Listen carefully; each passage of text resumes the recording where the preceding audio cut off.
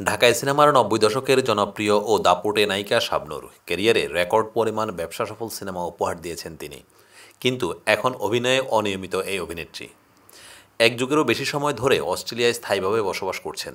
সর্বশেষ তাকে ২০১৮ সালে পাগল মানুষ নামে একটি সিনেমায় দেখা গেছে। এরপর আর অভিনয় করেননি। এই নায়িকাকে পর্দায় দেখতে এখনও দর্শকদের আগ্রহের কোনো কমতি নেই। তাই তো অর্ধযুগ পর গত বছরে রঙ্গনা নামে একটি সিনেমায় যুক্ত হয়েছিলেন শাবনূর। এটি পরিচালনা করছেন নাট্য নির্মাতা আরাফাত হুসাইন। কিছুদিনের শুটিংও হয়েছে, এরপর বন্ধ হয়ে যায় সিনেমার কাজ। ১ বছরেরও বেশি সময় পার হলেও সিনেমাটির কোনো আপডেট পাওয়া যায়নি।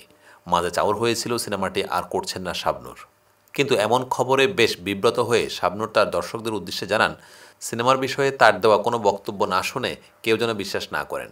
এমনকি তাকে নিয়ে গুঞ্জন না ছড়ানোর অনুরোধও জানান এই নায়িকা। শাবনূরের কথাতেই স্পষ্ট সিনেমাটি এখনও তিনি ছেড়ে দেননি। তাহলে কেন আটকে আছে কাজ? সিনেমাটির প্রযোজনা সংস্থা থেকে গণমাধ্যমে জানানো হয়, দেশের সার্বিক পরিস্থিতি বিবেচনা করে তারা শুটিং প্রস্তুতি নিচ্ছেন না। তবে কবে নাগাদ শুটিং শুরু করবেন এই বিষয়েও তাদের কোনো পরিকল্পনা নেই। তারা আরও অপেক্ষা করতে চান। সেটি কতদিন বা মাস এ বিষয়ে এখনও কোনো নিশ্চিত নন সিনেমা সংশ্লিষ্টরা। জানা গেছে চলতি বছরেও সিনেমার কাজ শুরু করার কোনো পরিকল্পনা নেই। এদিকে নির্মাতা গণমাধ্যমকে বলেন, গল্পে খানিকটা পরিবর্তন আনতে হয়েছে, সেই জন্য শাবনূর আপুকে ওজন কমাতে হবে। তিনি এখন তাই করছেন। এখনও আমরা কোনো শুটিং শিডিউল ঠিক করিনি।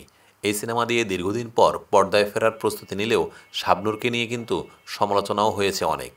শুভাকাঙ্ক্ষীরা বলছেন, শাবনূরের ফেরাটা জরুরি ছিল, তবে তাকে এমন কিছু দিয়ে ফেরা উচিত যাতে তার পূর্বের তারকা ইমেজ বজায় থাকে। কিন্তু তিনি ফিরছেন এমন এক কাঁচা হাতের কারিগরের হাত ধরে, যার ক্যারিয়ারের উল্লেখযোগ্য কোনো কাজ নেই। এমন সিদ্ধান্ত শাবনূরের ক্যারিয়ারে নেতিবাচক প্রভাব ফেলতে পারে বলে মনে করেন সংশ্লিষ্টরা। এছাড়া রঙ্গনা সিনেমার একটি পোস্টার প্রকাশ করা হলে সেটি নিয়েও বেশ সমালোচনা হয়।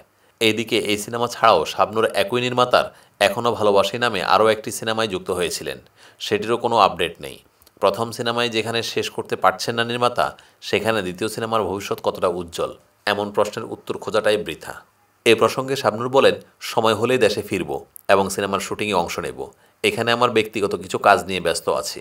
তাছাড়া ছেলের স্কুলও খুলেছে। পাশাপাশি সিনেমার জন্য নিজের ফিটনেসও ঠিক করার একটা ব্যাপার রয়েছে। এখন তাই নিয়মিত জিম করে ওজন কমাচ্ছি।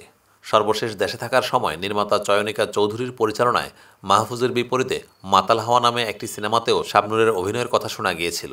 তবে শেষ পর্যন্ত সিনেমাটির কোনো আপডেট পাওয়া যায়নি।